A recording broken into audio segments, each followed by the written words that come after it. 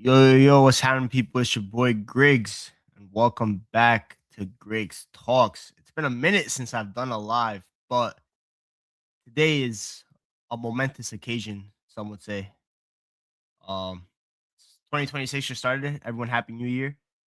But there's no better way to start the year than Ruben Amorim finally sacked. This is the best day of 2026. 2026 would be very hard to top just based off today. Ruben Amorim has finally been defeated. We have defeated the necessary evil that is Ruben Amorim, and it was such a humongous relief, such a momentous occasion that I had to break a live stream drought. I haven't live streamed in probably 6 months. It feels like it's been a while. I've been trying to get into the pre-recorded niche, but it's something that you have to share with an audience. Obviously, talking in front of, I'll still be talking to myself in a way, but I had to talk to someone else as well. Like, I have to talk to people. I need the crowd to get involved. Obviously, I don't know how many viewers we'll get, but we're free. It's like you finally escaped. It's like you left jail finally, right? But it was like you were in jail for nothing you did. No, we didn't deserve this. We were wrong. We were wrongfully convicted by Ruben Amorim. It's just you had to leave. We had to. We escaped. It's like escaping a relationship that you never wanted to be in, but you were forced into, and somehow, some way, you finally escaped it. And you know what? We're free, man. We're free. It's honestly, I woke up to the news at around, I'll say, 8 o'clock. I woke up to Staffy at me. I saw on Twitter, like the first thing that popped up, and it was like didn't know how to feel. Obviously, it's a little bit different than the Ten Hog one because the Ten Hog one was kind of a surprise. But after yesterday, like all those briefs that came out yesterday all at once last night, you're expecting it, but you just didn't know when it was gonna happen. And happened at about, I think, 5 a.m. My time, so around 10 a.m. UK time. And I just didn't you just don't know how to feel in the moment. And the first thing is like we just won. We won. We defeated Ruben Amrim. Like, never in my life have I ever enjoyed watching a sport less than I have football over the past year, and that's solely down to Ruben Amorim and maybe parts of it Manuel Ugarte. And we're gonna talk a lot of people today, and especially Ineos because they are big criminals at the end of the day. But first and foremost, Ruben Amorim is the worst sporting coach I have ever experienced in my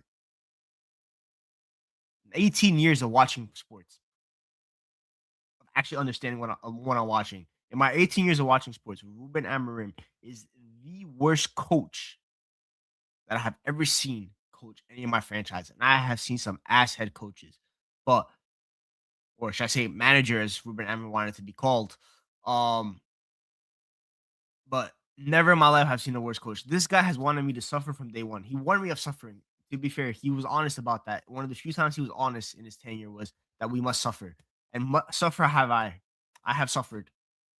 It was a big suffering. That May 21st day, obviously disregarding what happened that later that night in basketball, to watch United lose a European final to Tottenham Hotspur is one of the worst things you could ever watch as a fan. You watch Spurs beat you in a European final. And obviously players are to blame as well, but just the lack of braveness, the cowardice from a coach I have never seen. Gaslighting from a coach I've never seen before. This guy lied to my face multiple times. He tried to talk to me like I'm a 5-year-old. No, no, no, no. We're too educated for that. He like never have I seen a coach that's such a narcissist. The guy found the formula and then went away from it because it didn't fit with his original idea because he's so stubborn to create a system that just doesn't work in the Premier League. It just doesn't work for us. But no, he didn't want to adapt until he was forced to adapt. And then he complained about being forced to adapt. It's like we've who's what coach for about 14 months. In 14 months, I think I smiled about 4 times watching Man United. And I think all of them were because 3 of them were because of an Ahmad goal, and the other one was when Kobe Manu scored against Leon, and then obviously Harry Maguire. Like, wow, yeah, man, very super short 3 years, man. Need to drink We can't do that, man. Gym later, gym later. We can't be drinking. 2026, man. New goals. But I'm tempted. But it's just it's like relief. Like I celebrated Ten Hag sacking like crazy, and then with Amarim, it's like it's just like free, like because Ten Hag was toxic, but there were some good times, right? So you were able to reminisce about the good times at times. But Ruben Amorim, there's no good times. Like every single coach that has been sacked over the past 12, 12 years since Sir Alex left, 13 years. There's always been like something to hold on to with a coach, right? Except David Moyes probably. But Van Gaal, you think about the FA Cup. Ole, you think about the good times, the times we're top of the league. Jose, you think about the Europa League. You think about 4-0 FC. Ten Hag, you think about that night, then February 2023 nights against Barcelona and Newcastle. What do you think about with Ruben Amorim? Because all I think about is that Europa League final loss. It all comes back to that. All I think about is Grimsby Town, losing to a team I've never heard of in my life. All I think about is loss after loss after loss. All I think about is Old Trafford it's been a theater of horrors over the past decade, not the theater of dreams, but it was like an endless haunted house show, right? Haunted house is seasonal. They only last in the fall, but this haunted house was year long. It never ended. It was a ride that never ended, but it finally ended today. Today was the day it ended, and thank you, Ineos, for finally making the decision, even though they made it based on the wrong grounds. Not only they fired him, but it's not because of his shit results. It's one thing firing someone because they're inadequate at their job, which you should be firing people for. No, no, no. They fired him because he crashed out. They fired him because he went directly to. He basically crashed out at the board in a press conference, and it's been happening. I think it's not just the one that happened yesterday. I think Friday's press conference. I think meetings in before that. I think the Wolves game, switching from a 4-back to a 3-back all of a sudden, and then dropping points to at that time, but still at this time one of the worst Premier League sides ever, if not the worst Premier League side ever. It raised. I think the eyebrows finally raised. They finally did the Carlo Ancelotti. The eyebrow finally raised. And they looked at it as, hmm, maybe it's time to make the move. But like, what do you even talk about when it comes to Ruben Amorim's tenure? It's like what hasn't been said about Ruben Amorim's tenure? Because it's somehow funny that like there's a lot of United fans out there that still support Ruben Amorim. They're still upset today, right? Because obviously there's people that back the manager instead of every end, no matter who the manager is, which I respect. I respect those people to a certain degree, right? You never change your mindset, even though sometimes change is good. But it's fine. You stay consistent with it. Consistency is key, right? Something that Ruben Amorim knew and didn't know. He knew about consistency of being ass, but he didn't know the consistency of being good. Um, but there's a lot of people that are upset, but people that are upset because they just viewed Ruben Amorim as a savior. He talked a lot about the Pope. He had a lot of complexes. He talked a good game, even though most of us saw right through it. We really saw right through the game that he was playing. He's a great prophet at times. He speaks well. I think Ronaldo's the one that called him a poet. Now I don't know if it was a good poem or not, but not really worth it. But it's, it's not something. It wasn't. It's just a terrible reign of a terror, man. Shout out TJ Warren, man. Man, thank you, man. Thank you, man. It feels like I won something, but I didn't win anything. But I won something though. I won something. I won something. I won the battle. Kobe Manu, we won the war. Carrington, we won. This guy thought he could attack Carrington. This guy thought he could attack Carrington. You never attack Carrington and think you can win. As an outsider as well, you cannot win. If Kobe Manu plays on Wednesday, bro, I'm a clap. He played the bluff. He said, Ineos, I'm gonna outlast this manager. And outlast this manager, he did. He survived Ruben Amorim. In 10 years' times, we're gonna be telling the kids about surviving Ruben Amorim. That's what the title of a bedtime story is gonna be. Son, let me tell you about the time that we survived Ruben Amorim. When I told him about United history, when I told him about the good times, but you also gotta talk about the bad times. We're gonna talk about this era of Suffer Bowl. That's what this era will be called, Suffer Bowl. That's the era name. Suffer. And suffer I have. All the man. Well, stay on that side, bro. Stay on that side, man. Kobe Manu Nation, we were there from day one, bro. I will never turn my back on Kobe Manu, man. That's day one. Rashford Nation, we must stay in Barcelona. We don't have to come back. I promise you. People that want Marcus Rashford back, we don't need to come back. I promise. can stay there. It's fine. It's fine. We don't gotta come back. We don't gotta come back. I'm at right back, bro. I'm at right wing sessions. You will be there. And Buemo, it's time to learn the Rafinha role. And Buemo, it's time to learn the 9 role, bro. Right wing, I'm at season, man. 4-4-2. We're there. 4-4-2 nation. Darren Fletcher. This is in your because obviously you guys didn't know Darren Fletcher is the interim Manchester United for the time being until United find another more permanent interim. And then we go ahead in the summer to look for our permanent manager. Darren Fletcher, accept your roots. Your grandfather is Sir Alex Ferguson. Accept it. It is time to play 4-4-2. United DNA. Ahmad right mid. And Buemo up top with Sesko. Mateusz Kuntona, you have to be left mid. Please have a good first touch this time. A pivot, Manu Casemiro until Bruno's back. 4-4-2, man. It's time. We have to go back to our roots. It is time to go back to our roots. Our roots were abandoned in the 3-4-3. And obviously, the issue wasn't the 3-4-3. Of course, I always said it was the implementation of the 3-4-3. I had multiple debates with people about how tactically Amorim is just so dog shit of a coach in the Premier League. Like, honestly, players were hinting at it. The media wanted to ignore it because they want to give time to people, but whatever, man. We probably are doomed for eternity, but today let's be happy. Well, obviously, we're gonna talk about Ineos because I think Ineos, the only pass I'll give Ruben Amorim is as culpable as he is for what he has done in his tenure. He is not the only one to blame. I think it is a fair 50-50 split between Ruben Amorim and between Ineos. Honestly, you can even say 60-40 to Ineos because let's get into it now. Is why in the fuck is a COO choosing a manager over the sporting director? What in the fucking nonsense is that? Who the fuck thought that was a smart idea to choose to have the COO of Omar Barada overrule the sporting director when it's the sporting director's job to choose the fucking coach? Who in their right mind thought that? Sir Jim, get your house in order, bro. The house is on fire because Omar Barada is a disgrace of a COO. Bro, let him handle finance. Bro, the guy doesn't have any history experience choosing managers before. Why is he making the first appointment in the era? Are you dumb? Like, why are we doing that?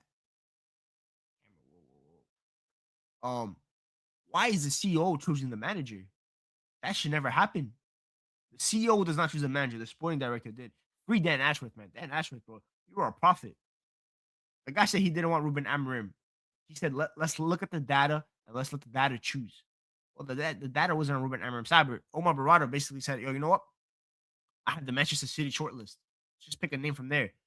And Ruben Amorim was at the top of the list, obviously, because they were doing a rate of sporting at the time, They went to got is it Hugo Viana, I think. Got him. And obviously I think Ruben Amorim was kind of like potential what's it called? Successor for Pep. Well, Man City dodged another bullet, but actually maybe not, now he's available. But wow, bro, like why is Omar Barada choosing over Dan Ashford? Now I'm not saying Dan Ashford could have chosen the right guy too, but at least let the sporting director choose because Jason Wilcox, to be fair, I've been very critical of him because he signed people like Manuel Ugarte. Jason Wilcox didn't want Amorim, but he fell in line. He's like, okay, you know what? He's like, fuck it, let's give it a chance. At the end of the day, he probably, bro, in life, trust your instinct. Trust your instinct. Yeah, bro, dude, yeah, pop the vision hype, man. But at the end of the day, at least he finally saw the light. It was a little bit too late. He saw the light, but he saw the light. Trust your instinct. Always trust your gut. Trust your gut. Because Sir Jim, fuck the Sir, actually. Jim, you said that the sporting director was going to shape the vision of the football club and how we play.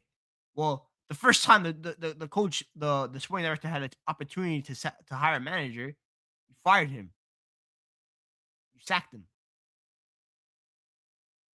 Why?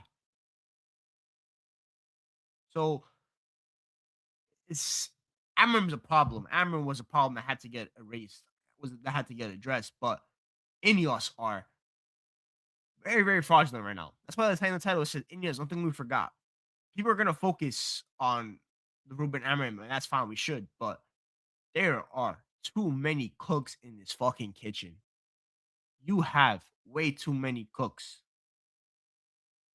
in this kitchen because even now, after Ruben Amorim is gone, there is Once again, too many cooks. There's three cooks.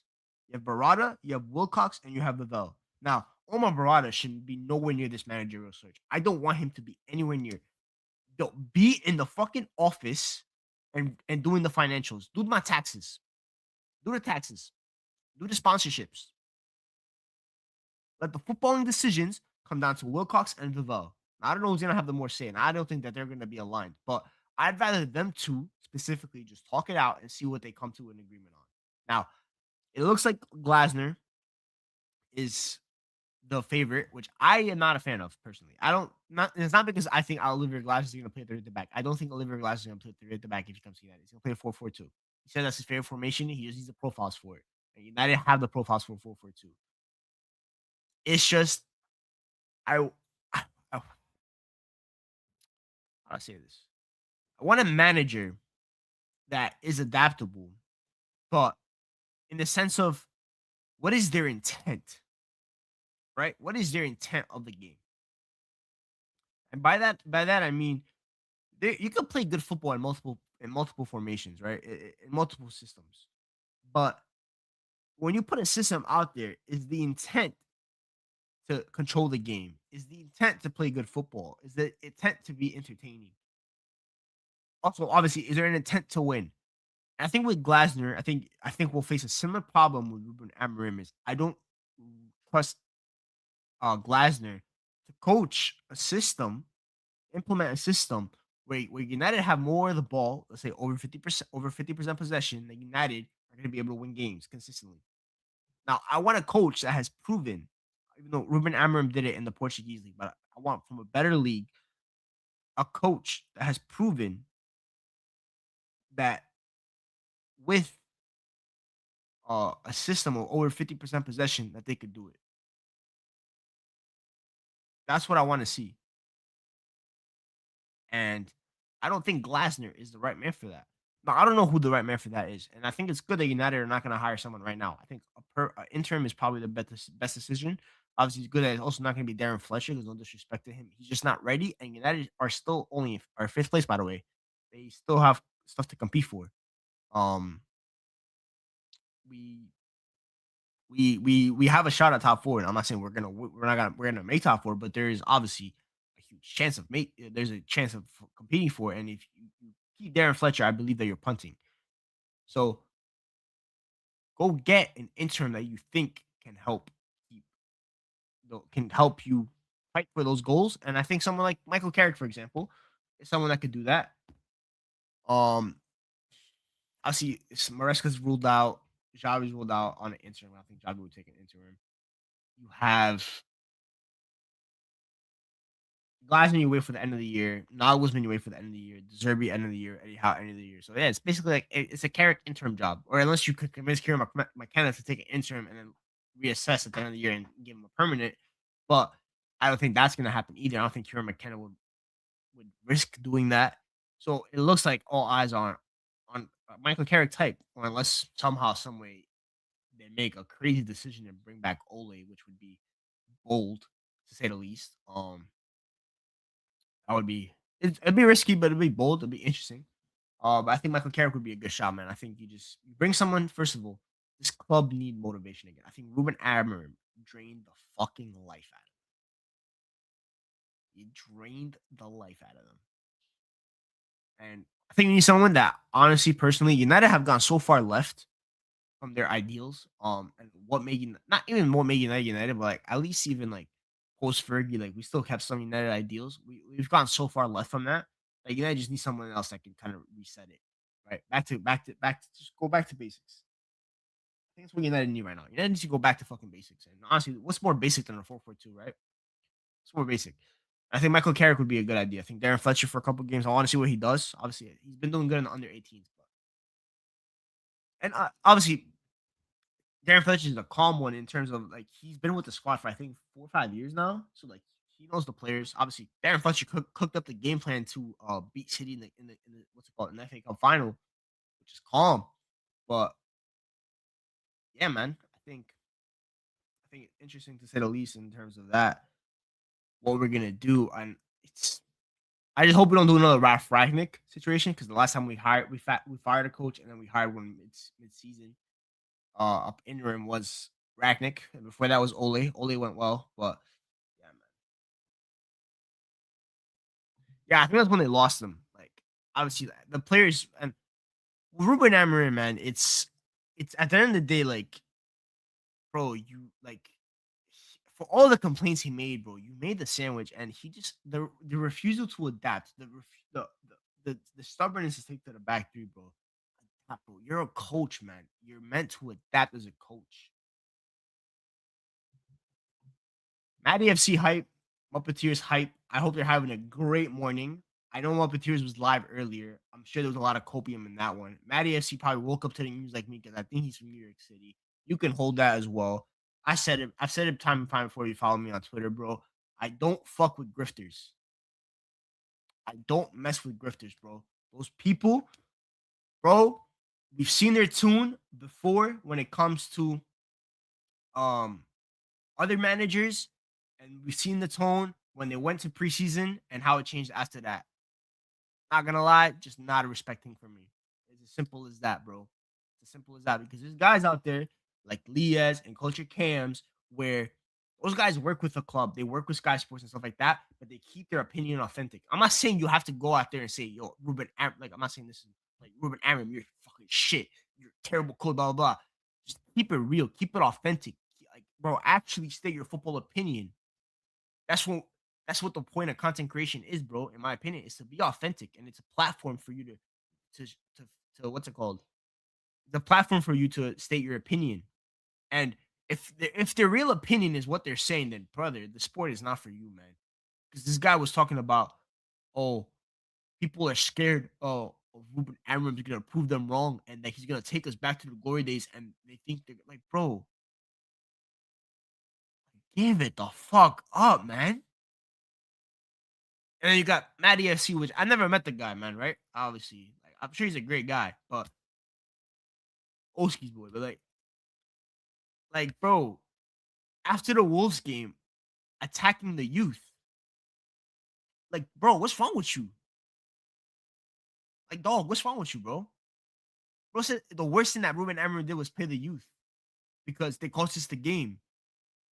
No, it wasn't. That's not what cost us the game. What cost us the game was going from a back four that worked and that actually had us playing with a 10 to playing with the back three where Wolves actually fucked us all over. And people are gonna say, "Oh, you should be able to beat Wolves without a coach." That's not how football works anymore. By the way, football is not played on paper, and people have to stop thinking that. Just because you have a better team does not mean that you win.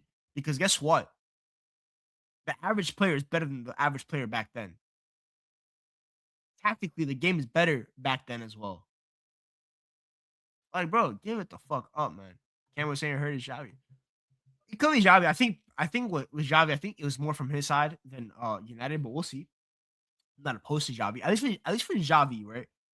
I remember how I said about intent. Intent. What is their intent to play with, right?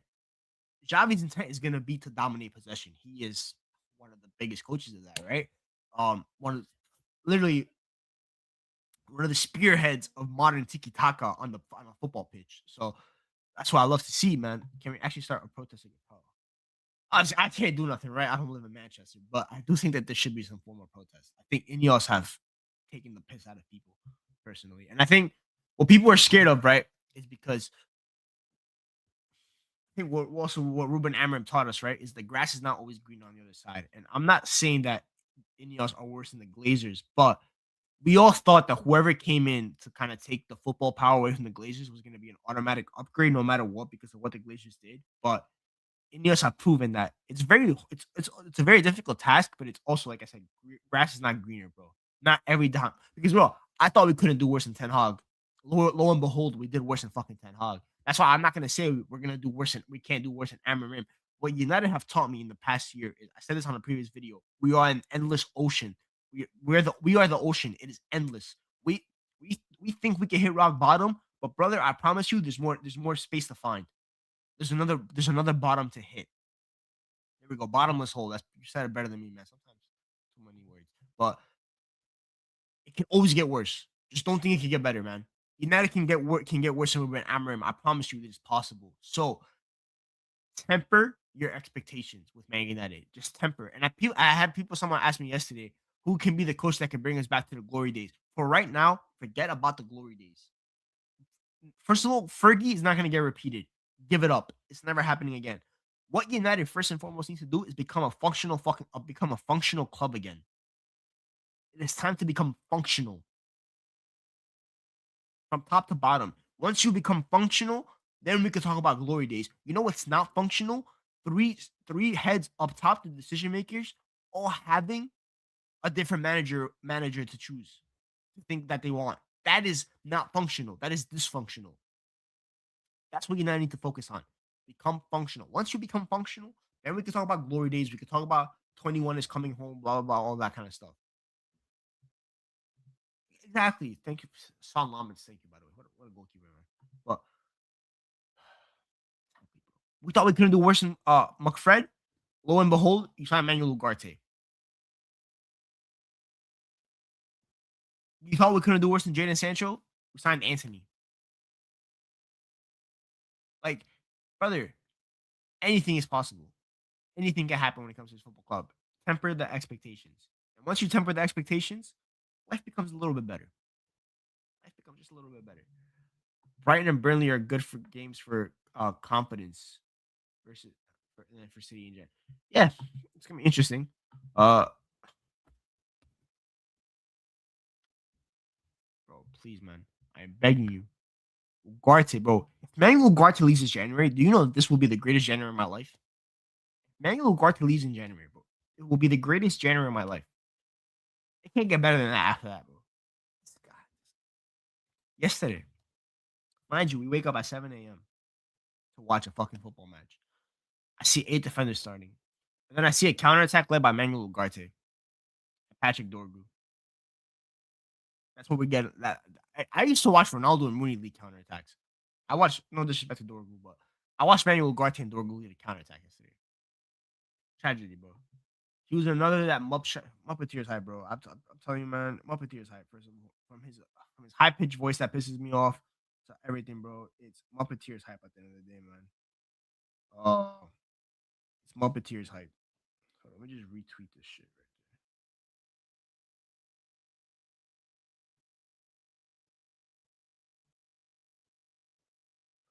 But it's bro. If anyone tries to gaslight you on Ugarte, bro, just take away. Just think of their football opinion as relevant in life, bro. Just think of their football opinion. Like one time, Muppeteer sent out like a transfer target list. And they ranked it by tiers of green to red of likelihood of happening. I think they went like 0 for 34. They batted like 0 for 34, man. Think about that, bro. They batted 0 for 34. So, yeah, man. Uppity is high, bro. But the game against Burnley's on Wednesday, right? I think. And you got Brighton on the FA Cup weekend. Then you got City, Arsenal. It'll be a long month. I wonder how long it'll take for them to get the interim. I think they want to get them in before the Brighton game, but maybe Darren Fletcher also coaches the Brighton game and they announce the interim for that game. I think that's possible. That can also happen.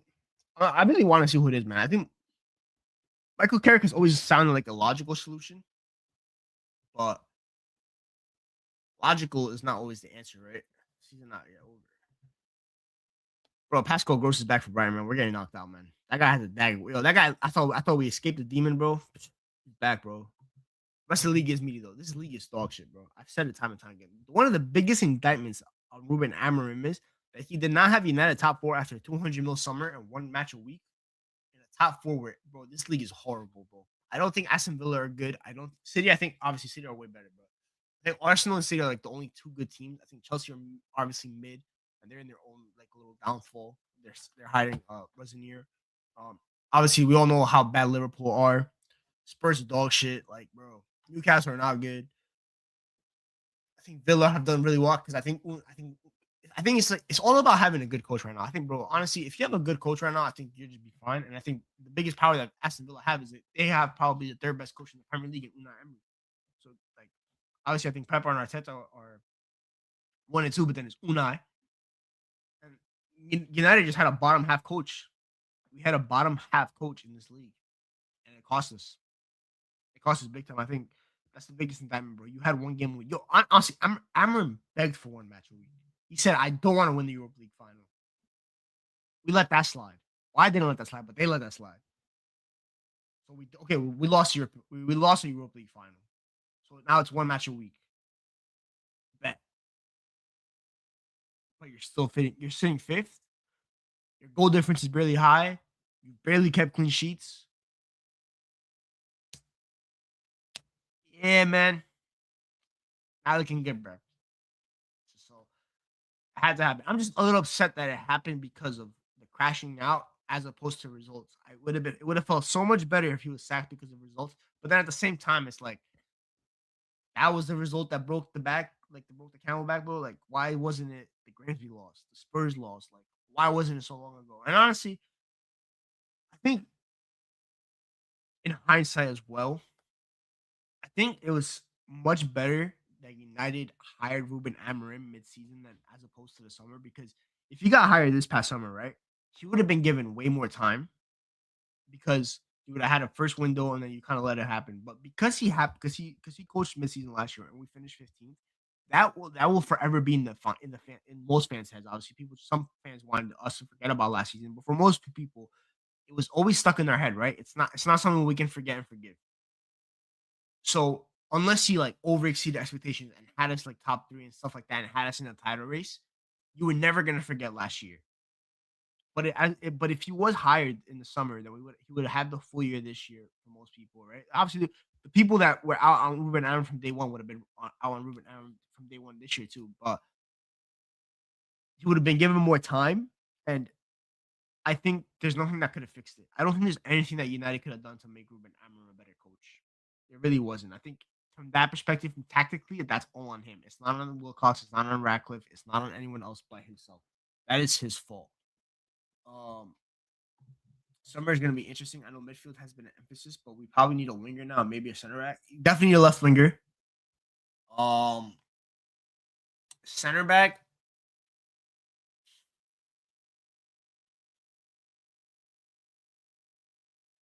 I want to see. I want to see the Heaven and Euro center back duo play a little bit more. I think that's something United could build on for the future.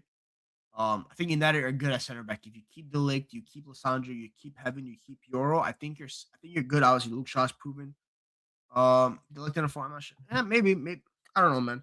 I think we have to see who Delict play in the four again, and we'll see how he looks. But better coaches will become available. Yeah, I just don't think it should be Glasner personally.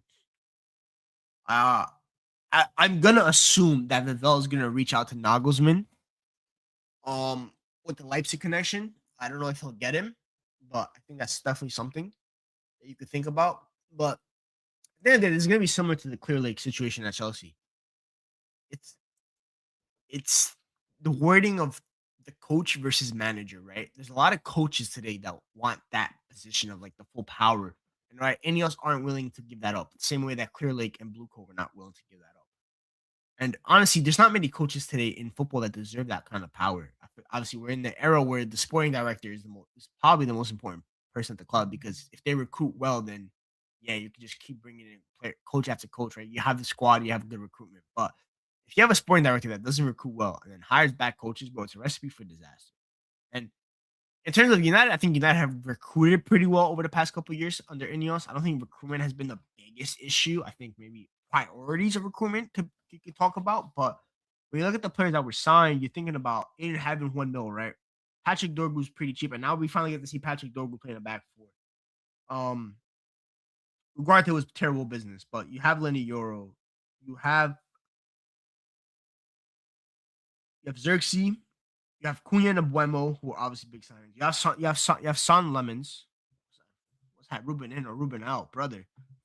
I was Ruben out after that Southampton game, bro. That was a terrible coach, man. Bro, worst I ever seen, man. Bro, nah, I don't want. I don't. No. CU22, bro. There's real right wingers at this football club. Amad Diallo's due back from AFCON in about 2 weeks, bro. They go all the way. Real right wingers at home, man. I don't need to see another right. I don't even need United to address signing a right winger. Ahmad's at home, bro. Bro, people don't understand the level that Ahmad's ready to hit. His dribbling right now is fucking sensational. Bardoku, second best dribbler in the league, bro. I promise you, demon time. That's why I told you, bro. And Buemo, it's time to learn Rafinha role on the left or false line, bro. That right wing, bro. I need my demon out there. I need my 1v1 demon. That's what I need out there, man. Yes, absolutely. United this season, I think, have only beaten one bottom half team like in that relegation zone, and I think it's Burnley. We drew versus Leeds. We drew versus West Ham. We beat Wolves obviously, but we also drew at home. What's the bottom half? Forest, I think I mentioned we drew with them as well at the City Ground.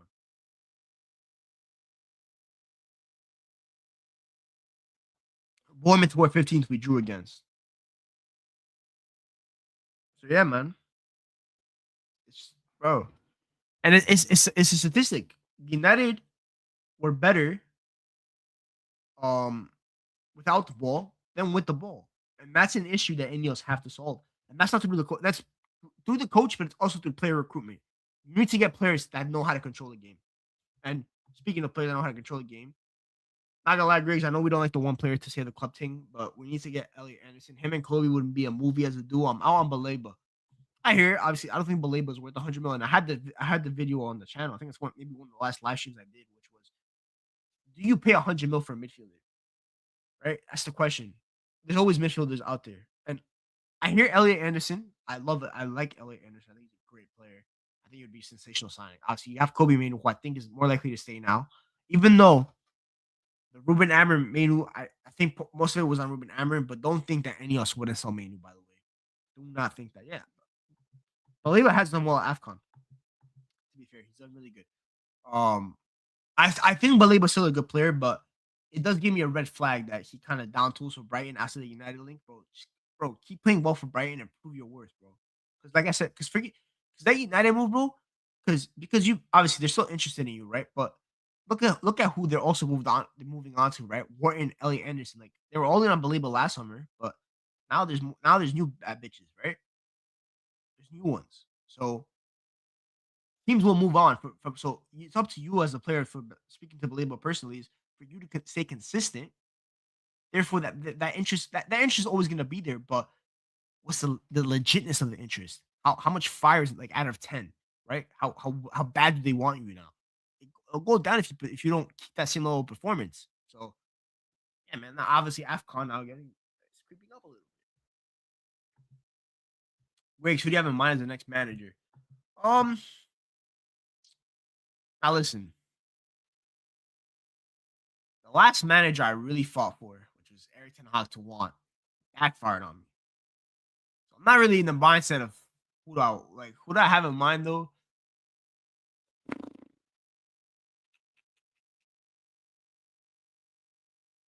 I always had Kieran McKenna on my short list, but I don't know, man. Um, I just don't want Glasner personally. I don't like it. Like I said, I think De Zerbi tactically is not an issue. It's just I don't like his ego. I'm tired of egocentric managers, man. I really am.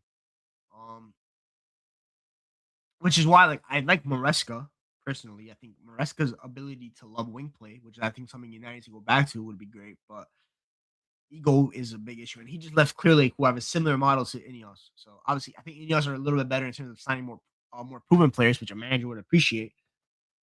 But McKenna High, bro, we never left. By the way, has Ipswich second place in the championship again with a limited squad of limited funding. Um, League on, please. A good player. I like Boad. Yeah, Boad is too similar to Manu though. That's the thing. I just think as a passer, Anderson could be transformative. I feel like Colby can give us a carrying dynamic. I do feel like we should be looking for ideal. Yeah, I agree. I do agree with that. I actually wanted Hansi Flick. I mean, before this little rejuvenance from Barca, maybe Hansi Flick would have been available. But again, he seems like a player that also wants power. So manager that wants power. I think now you have to go for Nagelsmann first of all. First and foremost, you have to try to compete for Nagelsmann. you have to give it a shot. Whether you get him or not, you have to come. Like for example, bro, Olivier Glasner cannot be higher on your managerial board than Julian Nagelsmann. I'm sorry, it just can't happen. Now, Nagelsmann filed with the Bayern board, so I don't know, but you have to do it. Javi would use the youth, right? But the thing with the youth is, I think people. I'm not saying you have to play the youth every day, right? I just want there to be a path for them. Under Amorim, I just didn't see a path. Like for example, Jack Fletcher played, wasn't good. That's fine, but he got given his minutes, and we saw what he did. Someone like Shea Lacey, for example, hasn't really been given the platform. Montado getting thrown on the right instead of the left, bad coaching decision. When he's been playing on the left the whole year to give him a path. So that's where that youth comes from. I don't need Javi to be playing 8 youth players a day. Like I don't need that. But if push comes to shove, if injuries happen, for example, like they've happened over the past few weeks, have them be there. I think the question is who the best coach. I think the best coach you can get is Julian Nagelsmann. Personally, I think out of really available coaches, I think the best one you could get is Julian Nagelsmann. I think he has the highest ceiling. Um, I just don't know if you could get him. I really don't. Because by the way, odds are I think that the Liverpool job is also going to be up for grabs this summer. So again, it's going to be United versus Liverpool. I don't know, man. That's the thing. But he just want to be a coach. You have to find someone that just wants to be a coach. That don't get power. I don't know. I don't know how many you could find about that right now, right? I really don't. So it's gonna be tough. It's gonna be really tough. Um, but we have to see how it progresses. I think United. First of all, United have to do a due diligence on a lot of coaches. Just, like please don't tell me that just because Glass is out of contract, you're just gonna have Glasner and then you'll go for him at the end of the year. Like please. But yeah, also Glasner. Now is audition time.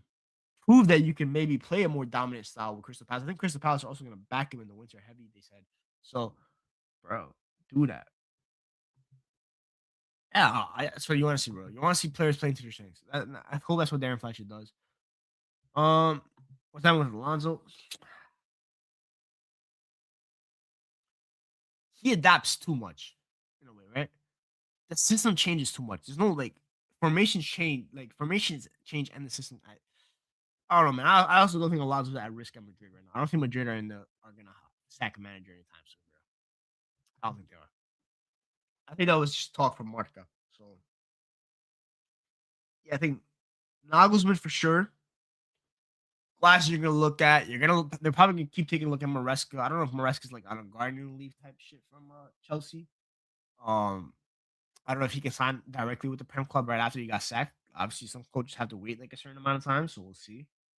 Um, also because he resigned and they get fired, so clearly, I don't know how that goes, man. Man, I'm so tired, bro. I really woke up at 7 a.m. for this shit, man. For like the news happening. I had a gut feeling. Should have set my alarm for 5 o'clock apparently. But yeah, man, it's a long one, bro. It's we defeated Ruben Amorim. Celebrate. I'm gonna go get a nice pump session at the gym. Um, it's a movie, man. We did it. It's just Ruben Amorim outers. All I'm gonna say is I better see the same energy for the next manager. I want to see that same energy. This this this what's it called? An unwavering loyalty. I want to see it for the next coach because they are also probably gonna be the same people that are gonna be like, oh, this coach sucks. Y'all told me Ruben Amorim 3-4-3 was a problem, but we're playing 4-2-3-1 and we still suck. Blah blah blah blah blah. Give it up, man. Side note, yeah, Sesko's better outside the box than in the box. I don't know how to feel about that. That's not good news for my striker, bro. Oh, it's better outside the box than in the box, man. Jesus Christ, bro. He's still good. He's still decent yesterday. Ruben made the club worse. The worst thing that Ruben did was lower the standards, bro. No coach has lowered the standards more than Ruben Amorim, bro. He made losing acceptable, and that's the biggest problem. He made losing acceptable. The moment losing a game became, bro, people try to gaslight that there was no issue um with losing, like even losing a final to Spurs. Where's Amorim moment? Probably the first time he said suffer. Honestly, probably the first time he said suffer. But it's the Spurs final. That's the worst. That's the worst moment ever, bro. That was bad, bro. That was tragic. That was like, bro, it's bad. That night in Bilbao, man. That also bad. Shout out Moss, man. Shout out Cheeto, bro. But yeah, man, that's tragic. But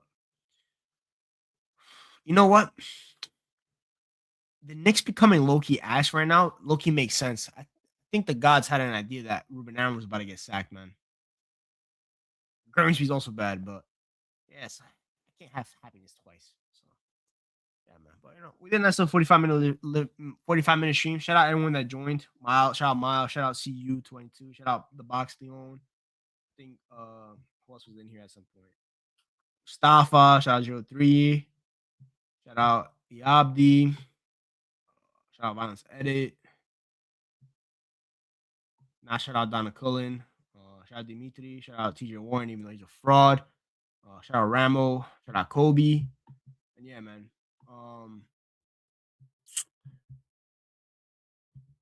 We did it. We outlasted. Now we see what United do. All lies on Wednesday. Bro.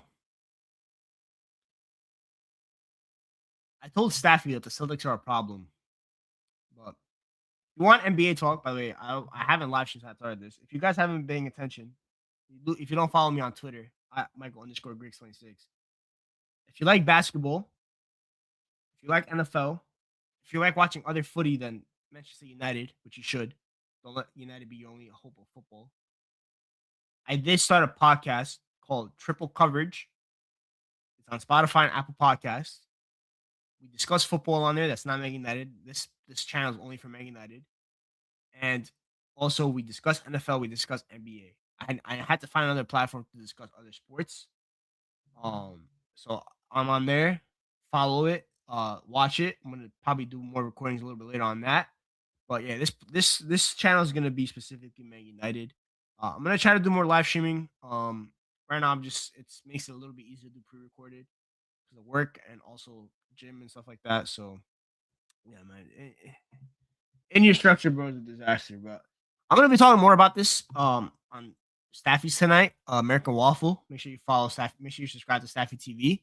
We'll be talking about there. We're not gonna let that fraud Ahmed Abdi gaslight me about Amarim, but yeah, man, I will get more of my thoughts over there. There'll be a celebration tonight there. A little bit of celebration here today. To be honest, I think it's just a little bit too early for me to have the energy. Also, bro, Ruben Aaron just defeated me, bro. It's just so tiring that, bro, I'm almost hungry. So, yeah, man. Shout out everyone. Appreciate y'all.